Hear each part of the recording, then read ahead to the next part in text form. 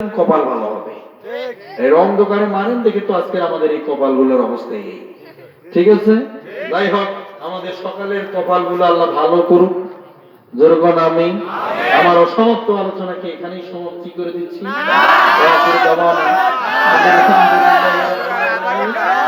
আমি তো হাদিসটার উপরে বক্তব্য দিতেই পারি, আমি শুধু এতটুকুই বলছি যে এই শ্রেণীর মানুষগুলো, ওই কোয়ালিফিকেশন যাদের মধ্যে পাওয়া যাবে তারা কি, সেই বিষয়বস্তুর উপরে কথা বলতে গেছিলাম। সেখানে বিশাল এক রহস্য আছে। এই উবাই ইবনে সুলুলের জানাজা পর্যন্ত নবীজি বন্ধ করে দিয়েছিলেন। আল্লাহ পাক জিবরাইল আমিনকে পাঠিয়ে দিয়ে সূরা তওবার ৮০ নম্বর আয়াত নাযিল করে দিয়ে বলছিলেন, এই মুনাফিকের জানাজা ইমামদারদের জন্য করা হারাম করে দেওয়া হলো, করা যাবে না, নিষেধ করা হলো। আর আমরা এখন মুনাফিকের জানাজা করার জন্য রেডি, তাছাড়া মৌলবীগিরি থাকে না। ঠিক কিনা? আর তোমার যদি মুনাফিকের জানাজা করতেই হয়, উযু সারা করো, তাই তো হয়। অল্প একটু সিস্টেমটা পাল্টে দিবেন, তাই তো হয়ে যায়। আর এখানে আল্লাহ বলছে সূরা তওবার ৮০ নম্বর আয়াতে যে মুনাফিকের জানাজা করা মুমিনদের জন্য জায়েজ নাই। আপনি আল্লাহর উপরে পাল্লা দিয়ে গিয়ে জানাজা করিবার গেছেন, বিশাল বড় আপনি মৌলবী হচ্ছেন না, অনেক বড় ইমানদার। আপনি ভাব দেখাচ্ছেন ইমানদার, জাহান্নামে যাওয়া লাগবে। আল্লাহর অর্ডার হচ্ছে করা যাবে না, তুমি যাও। এই মুনাফিকদের জানাজাগুলো বন্ধ করো, দেখবেন সব টনটনা হয়ে যাবে, সব লিগ্যাল হয়ে যাবে। কারণ এই মুনাফিকগুলো যখন মনে, আমরা গিয়ে কই কি, ইনি যদি কোনো অপরাধ করে থাকেন আল্লাহর হস্তে আপনারা সবাই ক্ষমা করিয়া দেন। ক্ষমা করছেন আলহামদুলিল্লাহ, নাকি? তাহলে হাক্কুল্লাহ এবং হাক্কুল ইবাদ কেন হলো? কথা বুঝতে পারেন না? হাক্কুল্লাহ মানে কি? আল্লাহর হক। হাক্কুল ইবাদি মানে বান্দার হক। সারা জীবন বান্দার হক মারি মারি খাইলো, আল্লাহ আল্লাহ আল্লাহ ক্ষমা করে দেশ, রব্বানা আতিনা ফিদ দুনিয়া হাসানাতাও ওয়া ফিল আখিরাতি হাসানাতাও। মানে কান্দা কান্দে দুমদু উঠেছে, মসজিদের বাণী ফেলাইছে। তোর হলো শয়তানি, হলো অভিনয়, নাটক, হলো আল্লাহ ভালো বোঝে। কথা বলেন, কথা ঠিক কিনা? বোঝেন না কথা? ওয়াজ এইভাবে এখন করতে হয়। ডিজিটাল দেশ, ডিজিটাল স্টাইলে ওয়াজ, যেভাবে মানুষ বুঝবে ঠিক ওইভাবে বোঝাতে হবে। তাহলে আমার বন্ধুগণ, যেহেতু সবাই লাফিয়ে উঠছিলেন চলবে, সেহেতু একটু চালাচ্ছি গাড়ি। এই লোকটা যেদিন মারা যায়, নবীজি কাছে লোকটা নিজেই দুইটা ওসিয়ত করেছিল। কয়টা? লোকটা যখন মারা যাবে, তার নিজের ছেলের উরুর উপরে সে মাথা রেখে ঘুমাচ্ছিল। জাগ্রত হয়ে বললেন, বেটা আমি বোধহয় বাঁচবো না, আমি যদি মারা যাই বিশ্ব নবীর কাছে দুইটা ওসিয়ত আমার। নাম্বার 1 হলো আল্লাহর হাবিব যেন আমার জন্য কাফনের কাপড় হিসাবে বিশ্ব নবী নিজের গায়ের পাঞ্জাবিটা, কর্তাটা অর্থাৎ জুব্বাটা আমার কাফনের কাপড় হিসাবে দিয়ে দেয়। আর দ্বিতীয়ত হলো আল্লাহর নবী নিজেই যারা আমার জানাজা নামাজের ইমামতি করে। দেখছেন কত বড় আর শখ, শখটা দেখছেন কত বড়। সারা জীবন ইসলামের ক্ষতি করলো, ওর শখ ওই মারা যাওয়ার পরে আল্লাহ নবীর গায়ের পাঞ্জাবি চায়। নবীজি যেন নিজে তো জানাজা নামাজটা পড়ায়, খুব অন্যরকম ব্যাপার। ইমাম সাহেব যখন মসজিদে বক্তব্য দেয়, সুদের কথা কয়, তখন সুদের চকুর বিধি দেখি করি। ইমাম সাহেব কোন লাইনে যাচ্ছেন? লাইনটা ঠিক করা যায় না? একেবারে প্রত্যেক দিনে নামাজের কথা কন না পান। যখন হুজুর নামাজের কথা কয়, জাকাতের কথা কয়, তখন তো সুদের কথা আইসে না। যেখানে ব্যবসা সেখানে সুদের কথা তো আইসে। যখন হুজুর আবার সুদের বিরুদ্ধে যায়, তখন আজ পাকা বই করে। যখন নামাজের কথা কয়, যেটা নামাজ পড়েন না সেক্রেটারি সাহেব কোতেছে, ইমাম সাহেব চোখে দেখে তো উনি খুব ফেকেছে। কেন ব্যাপার কি? উনি নড়ে সেখানে কিছুক্ষণ পর মাথা উপর করে ঘড়ির ভিত্তিতে আছে, ঘড়ি দেখেছে, বক্তব্য আর শুনেছে না। তখন ইমাম সাহেব বলেছে ঘড়ি দেখেছে, ঘড়ি তো ঠিকই আছে, তার মানে ওরা তো পছন্দ আসছে না, কোথাও ঠিক কিনা, তার মানে ওর বক্তব্য পোষাচ্ছে না, বক্তব্যটার বিপক্ষে যাচ্ছে, এটা বোঝেন না? ভাব দেখলে, অ্যাডভার্টাইজ দেখলে বোঝা যায় যে আর কন্ডিশনটা কি বলতে চায়। আমি প্রত্যেকটা লোকের এখানে কিন্তু এই অঙ্গভঙ্গিমা টেড়াটেড়ি ভেগড়াভাগি দেখে কিন্তু আমি বুঝতে পারি যে কোন মানুষের ভিতরে কি অবস্থা। এটা আমার অভ্যাস হয়ে গেছে, বুঝতে পারছেন? এটা আমার অভ্যাস। লোকটা যখন এই অবস্থা হয়ে মারা গেল, নিজের ছেলে দৌড় দিয়ে চলে গেল মসজিদে নববীর ভিতরে। আল্লাহর হাবিব বিশ্ব নবী মুহাম্মদুর রাসূলুল্লাহ সাল্লাল্লাহু আলাইহি ওয়াসাল্লাম মসজিদে নববীর ভিতরে 3 জন সাহাবীকে নিয়ে নবীজি বসানো আছেন।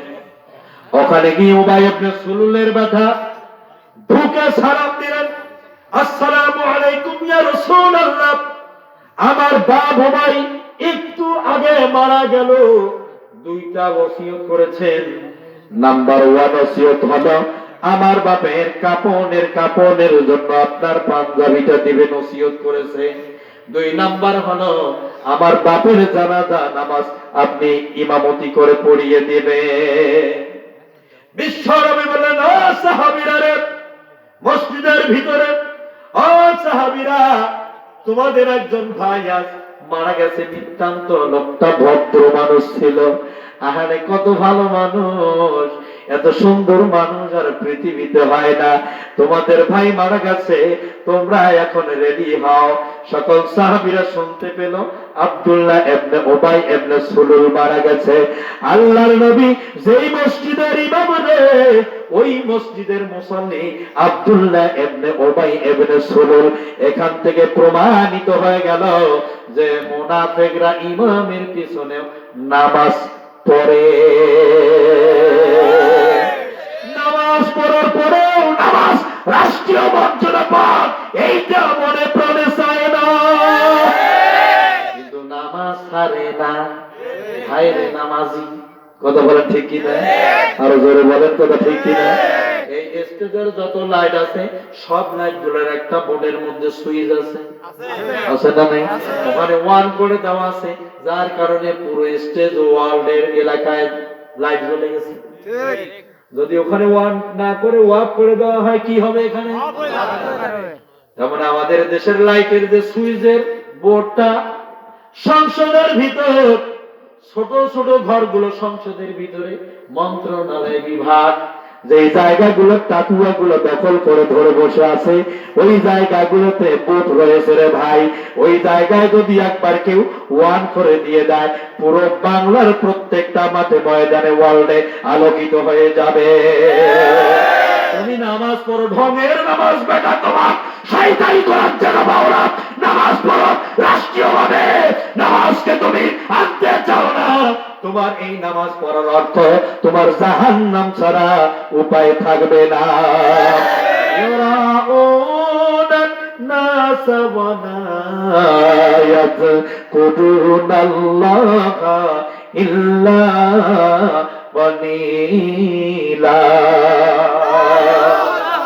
কিছু নামাজি মানুষ আছে, ওদের ধরা হবে, ডাইরেক্ট জাহান্নামে নিক্ষেপ করা হবে।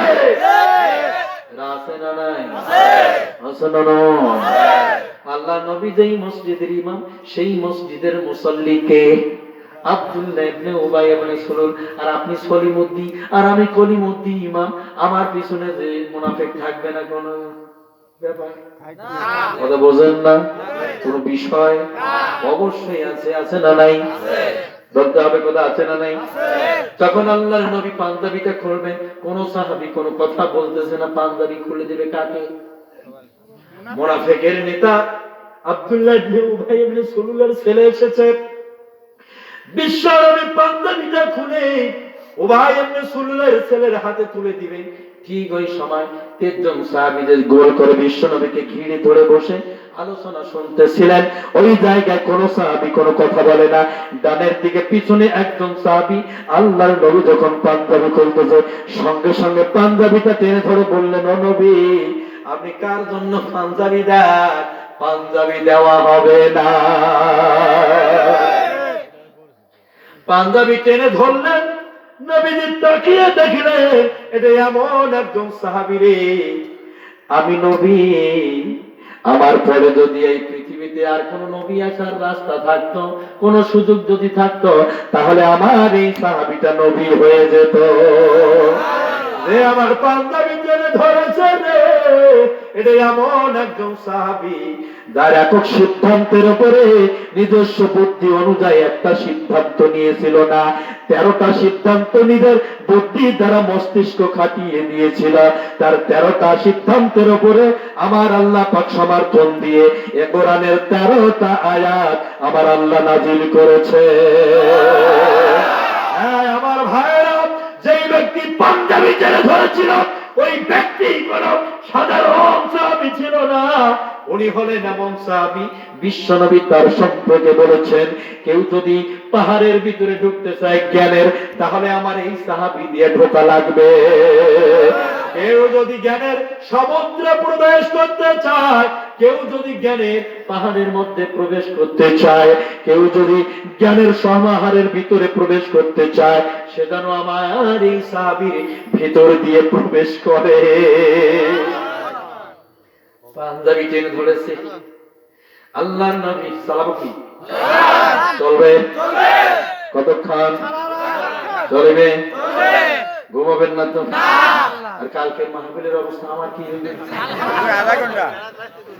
কালকের অবস্থা আমার কি হবে? চলবে?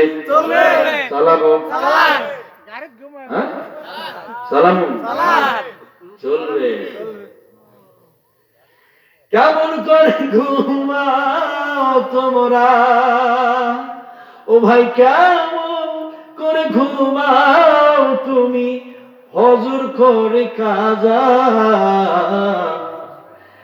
এমন তো হতে পারে কাল জোহরে জানাজা, ওরে এমন তো হতে পারে জোহরে জানাজা।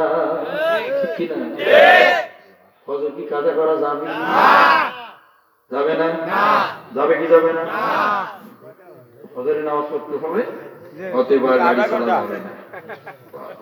অনেক রাত হয়ে গেছে, বাকি আলোচনা অন্য আরেকদিন শোনাবো, আল্লাহ যদি তৌফিক দান করে। জোরে কোন আমিন। কথা হলো ভাই, মুনাজাত করবেন? তা ঠিক আছে, আপনি মুনাজাত করে দেন।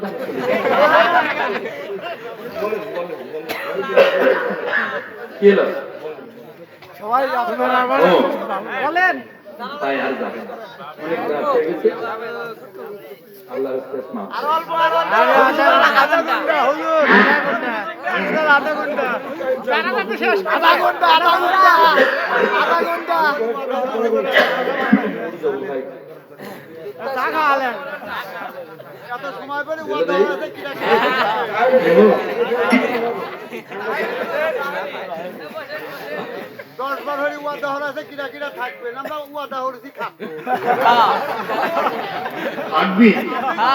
দেখি তো আর একবার দেখি কারা কারা না থাকবেন।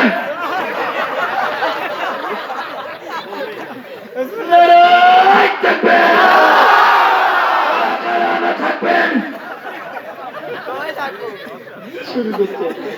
আল্লাহ কবুল করুন, আল্লাহ কবুল করুন। জোরে বলেন আমিন। তাহলে এবার চলেন, অল্প একটু বলে দিয়ে এবার তো দিন সারি কথা দিচ্ছেন, কিন্তু ঠিক আছে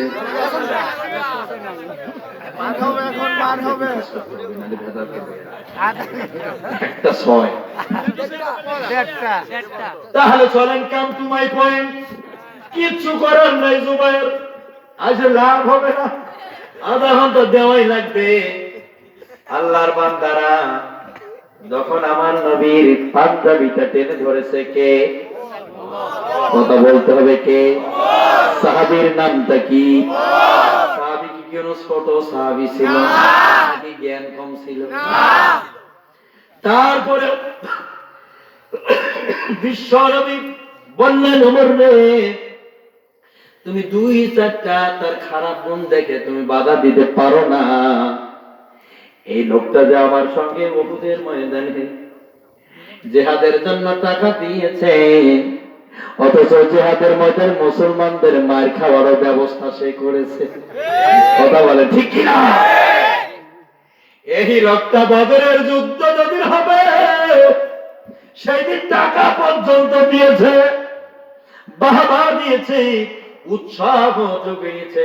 সাহাবায়ে কেরামের ভিতরে বলেছে তোমাদের বিজয় হবে, তারপরে দেখা গেছে ভিতরে ভিতরে বিরোধিতা করেছে। হযরত ওমর বলতেছেন, ইয়া রাসূলুল্লাহ, আপনি কার জন্য পাঞ্জাবি দেন? এই লোকটাকে আমি দেখলাম সেদিন নিজের চোখ দিয়ে উহুদের ময়দানে, যেদিন আপনার সাহাবীরা জিহাদের ময়দানে চলে গেল, এই সেই মুনাফিক আব্দুল্লাহ ইবনে উবাই ইবনে সুলুল, আমি পাহাড়ের উপর থেকে দাঁড়িয়ে দাঁড়িয়ে দেখলাম প্রত্যেকটি মুসলিম তাঁবুর ভিতরে গেল, প্রত্যেকটা মুসলমানদের কানে কানে গিয়া কুমন্ত্রণা দিয়ে দিয়ে বলল, এই মুসলমানেরা তোমাদের সংখ্যায় কম, তোমাদের জনবলে কম, তোমাদের সৈন্য বলে কম, তোমাদের অস্ত্রে কম, তোমাদের শস্ত্রে কম, তোমাদের ঘোড়ায় কম, তোমরা এত বেশি কম সময় নিয়ে তোমরা জিহাদের ময়দানে এসেছো, এখানে কাফেরদের বেশি সংখ্যা, তোমাদেরকে ওরা আগামীকাল সকালবেলা হতে দেরি, তোমাদের স্ত্রীদেরকে ওরা বিধবা বানাতে দেরি করবে না। সময় থাকতে পালাও রে মুসলমানেরা, সন্তানদেরকে যদি ইতিম বানাতে না চাও, তাড়াতাড়ি তৈরি করে করে রাতের আধারে অন্ধকারের মধ্যে তোমরা ওদের মাঠ ছেড়ে পালিয়ে যাও। এই কথাটা শুনে এই লোকটা সেই দিন মুসলমানদের মাথার ভিতরে কুমন্ত্রণা ঢুকিয়ে দিয়েছিল, ব্রেন ওয়াশ করে দিয়েছিল, শয়তানি ঢুকিয়ে দিয়ে প্রায় ৩০০-র মতো সাহাবীদেরকে ও সে কিন্তু সেই রাতের ভিতরে ৩০০ সাহাবীকে উহুদের ময়দান থেকে ভাগিয়ে দিয়েছিল। এই সুযোগে কাফেরদের সংখ্যা বেড়ে গেল, মুসলমানদের সংখ্যা কমে গেল, আর ওই সুযোগে কাফেররা বিশ্ব নবীর সাহাবীদের উপরে পাথর মারল। আমার নবীর উপরে যখন বল্লমতের আসা শুরু হয়ে গেছে, নবীজির শরীরে যখন আক্রমণ চালানোর জন্য মুশরিক কাফেরগুলো আগ্রহী হয়েছে, নবীজির সাহাবীরা বুকটা টান টান করে নবীজির সামনে দাঁড়িয়ে গেছে। আল্লাহর নবীর সামনে যারা বুক এগিয়ে দিয়েছিল, এক একটা বুকের ভিতরে, শরীরের ভিতরে ৭০টা ৭৫টা পর্যন্ত তীর ঢুকে পুরোপুরি হয়ে গেছে।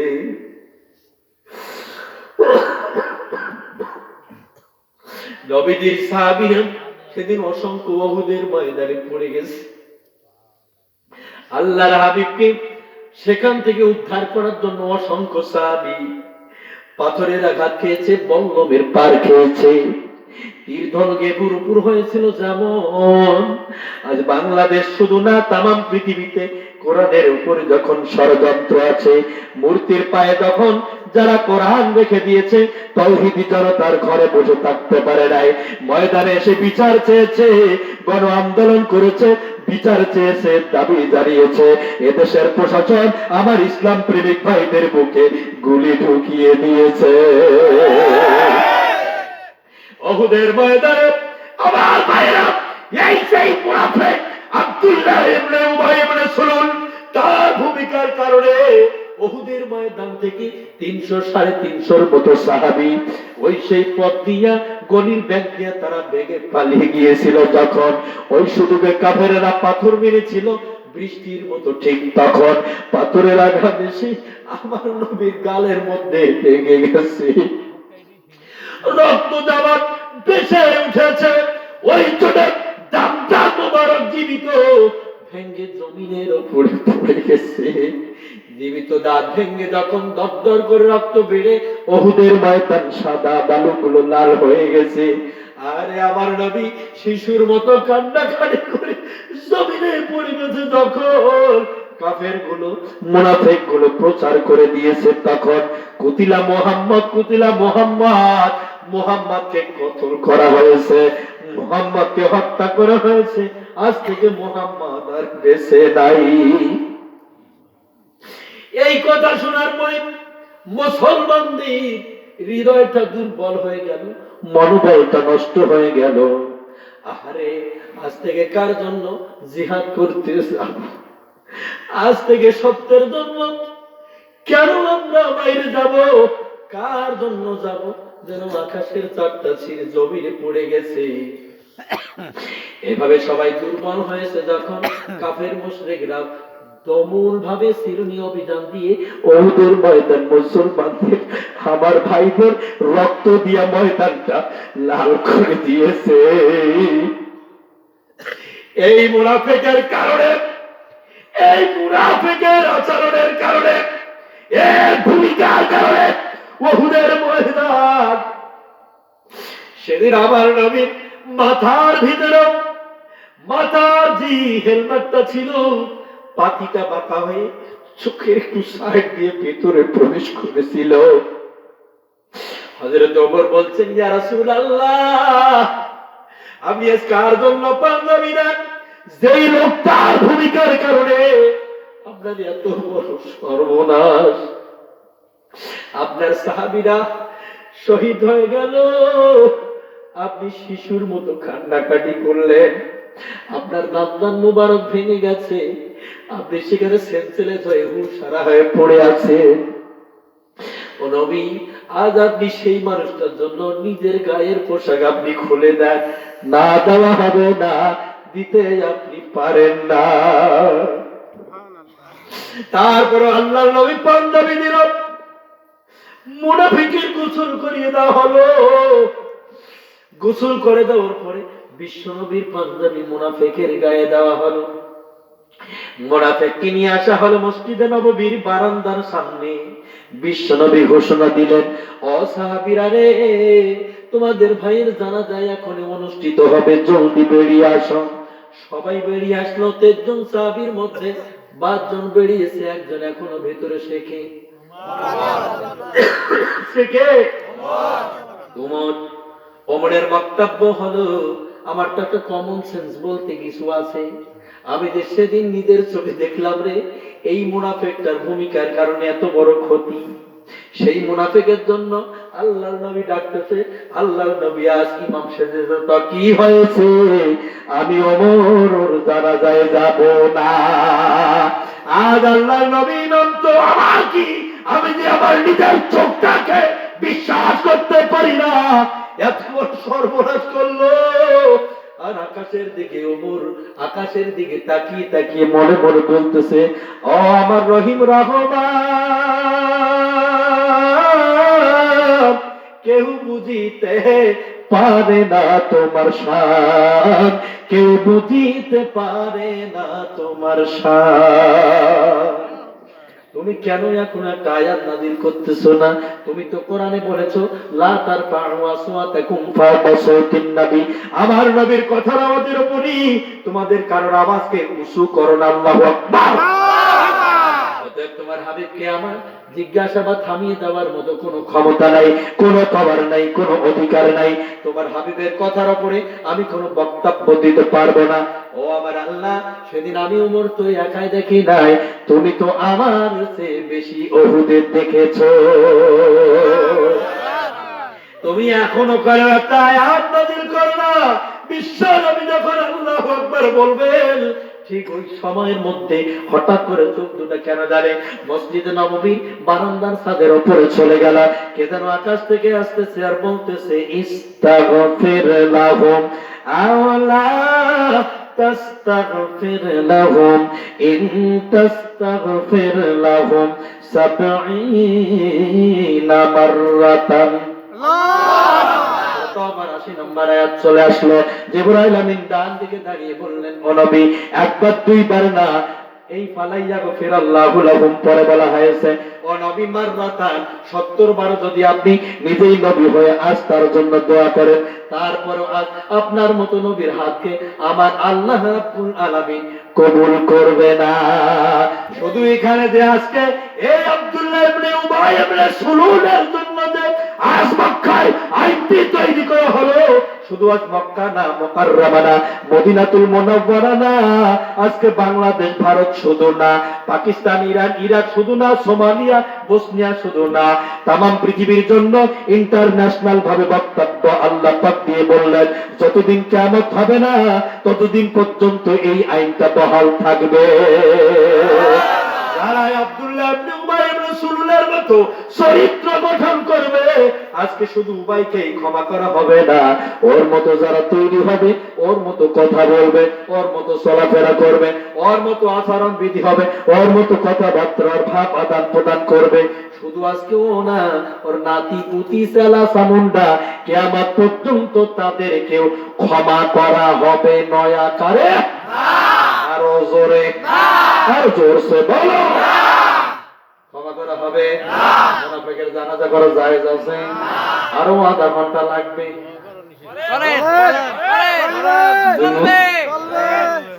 কথা বলছেন না একটু আগে? আধা ঘন্টা হয় না, আর পারতেছি না সময় দিতে। এটা গজল গান হুজুর, 12টা দিতাম, আর কোনো গজলও দিব না, আমি কোনো গজলে পারি না ভাই। এটা গজল, ইসলামী গজল। কি গজল দিব কোন? কোন স্টাইলে শুনবেন? আধা ঘন্টা হয় না, কেউ 10 মিনিট হইছে। ভাই আজকে আমাদের ক্ষমা করেন, গজল গজল দিয়ে শেষ করে দেন। আমি গজল, খুব তাড়াতাড়ি একটা শেষ বিপ্লবী করতে গজল। চাই, এইজন্য খুব দ্রুত চালাচ্ছি। আপনার প্রিয় গজলটাই গান। বুঝতে পারেন নাই? ওয়াখির দাওয়ানা আলহামদুলিল্লাহি রাব্বিল আলামিন। আসসালামু আলাইকুম। একটা গজল, গজল হুজুর, একটা গজল। আর কোনো কথা নেই, আর কোনো কথা নেই, এক করে হাত তোলেন। যেভাবে মুনাজাত করে শান্তি পাবেন, ঠিক অনুরূপ ভাবে আপনারা সবাই হাত তোলেন। আল্লাহুম্মা আমিন। গজল, গজল, একটা গজল। গজল হুজুর।